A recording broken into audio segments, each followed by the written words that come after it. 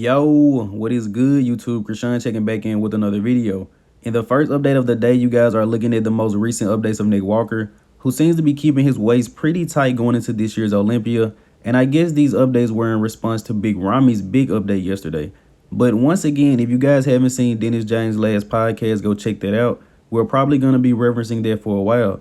But I found it interesting, out of 6 gurus on the channel, I believe Chad Nichols was the only person that had Nick Walker in his top 5, top 6. And it's not because they don't like the physique of Nick Walker. They're just worried about the genetically wider midsection, and we have a lot of more aesthetic guys coming in. Nick just structurally may not be able to move up anymore.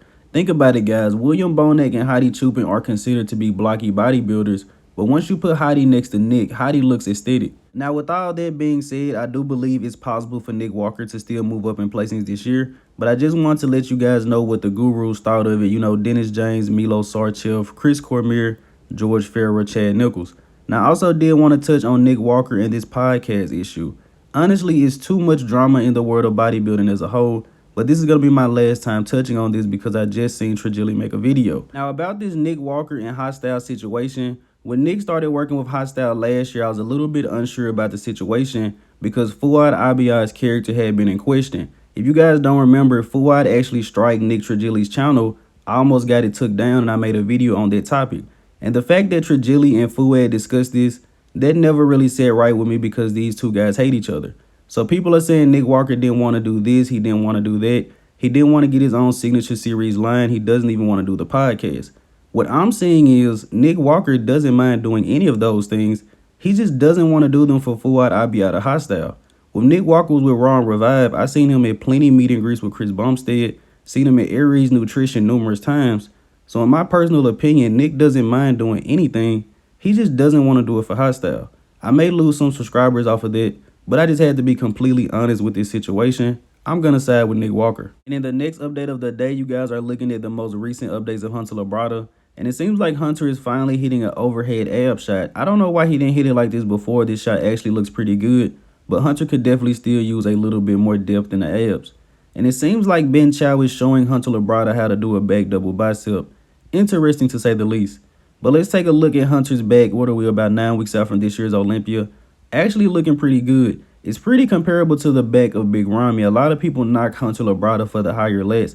But Big Ramy just won 2 titles with a similar back, even though it's definitely bigger. And in his rear lat spread, Hunter Labrada, very impressive, huge back. Side tricep is still probably one of the best side triceps in the IFBB, definitely in the open class. And even though I really don't like this oblique shot by Hunter Labrada, he definitely hits it a lot better than some other guys that try to hit it. I'm excited to see Hunter in December. Now, the next update of the day, we have a recent update from Derek Lunsford. Now, referring back to Dennis James' podcast, none of those gurus had Derek Lunsford in the top 6, I don't believe. Maybe one of them had, but I don't think any of them had him in the top 6. Chad Nichols was saying he believed they bought into the hype a little bit too much, and he believes Derek Lunsford could be outside of the top 10. Let me know what you guys think about that in the comment section below. But Derek is a true wild card for this year's Olympia. Some people have him fighting it out for the win, and some people have him potentially out of the top 10. Now, switching over to Iain Valliere, these are the most recent updates from him. Iain is looking to be in incredible condition already, man. And I'm telling you guys, condition will prevail at this year's Mr. Olympia. I do not think the shapely guys are going to beat the more conditioned guys if they're way off. As I always mention, Akim Williams. As we know, Akim has the potential to be a top 6 Olympian every year. One of the only guys that can stack up mass-wise with Ramy. But when he doesn't bring the conditioning, he loses to Iain Valliere and Justin Rodriguez. These are the most recent updates from Justin, who is looking pretty good, man. Hopefully he's able to keep a look like this going into this year's Mr. Olympia. And Justin is also somewhat of a wild card as far as getting to the top 10. As we know, he's been in the top 10 for the past 2 years, but that is going to be very, very hard to do this year. With his past few looks, everyone is counting him out, but who knows? Justin has been top 10 for 2 years, so hopefully he pulls it together for the O.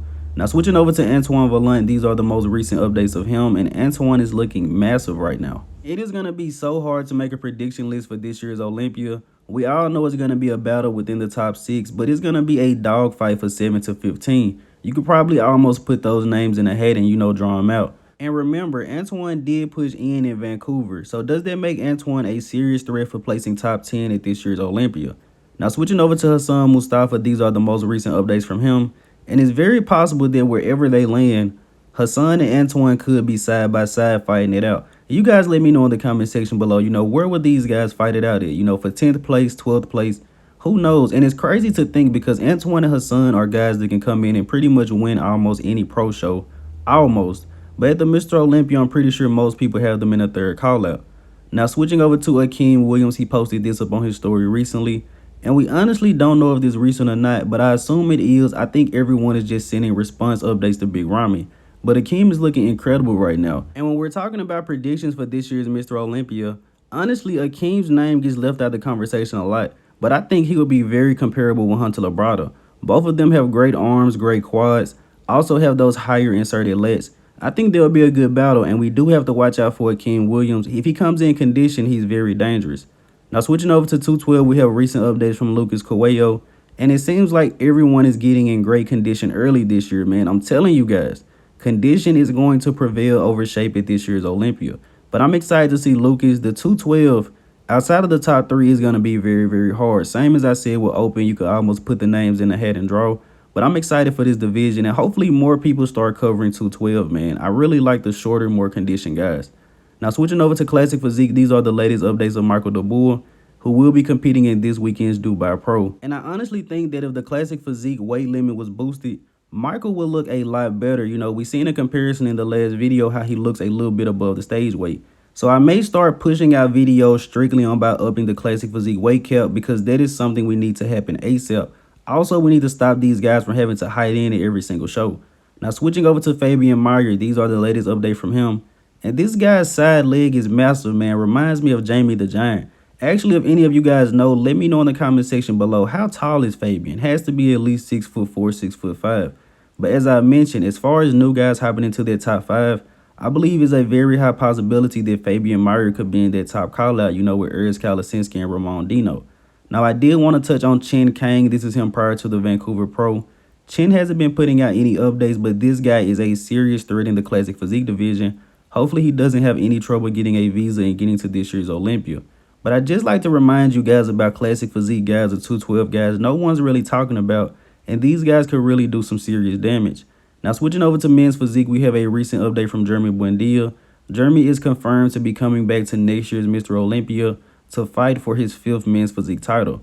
He's currently sitting at 212 pounds, says he wants to push it up to 220. I think it's going to be very hard for Jeremy to be competitive in this division now. These guys are crazy big, and it's not even the fact that they're big. They're round and they're bubbly, so they can be smaller than Jeremy but still look bigger than him. Now, switching over to another very interesting update, Lee Priest posted this up recently. He was just telling Jay Cutler that he should eat more McDonald's and maybe he would look like Lee. But I wanted to share this because Lee still looks incredible. If you guys didn't know, he's one of my favorite bodybuilders next to Sean Ray and Lee Labrada, the Giant Killer. Look at the arms on Lee Priest. And ending this video here with the archive of the day, you guys let me know in the comment section below which legendary bodybuilder is this. As always, I hope you guys did indeed enjoy this video. Unfortunately, we did have to discuss a little bit of drama in the beginning, but hopefully that is the end of that. I'm Krishan from Go Fitness, and that's it. I'm out. Not sure if I told you guys to like the video and subscribe, so make sure you do that.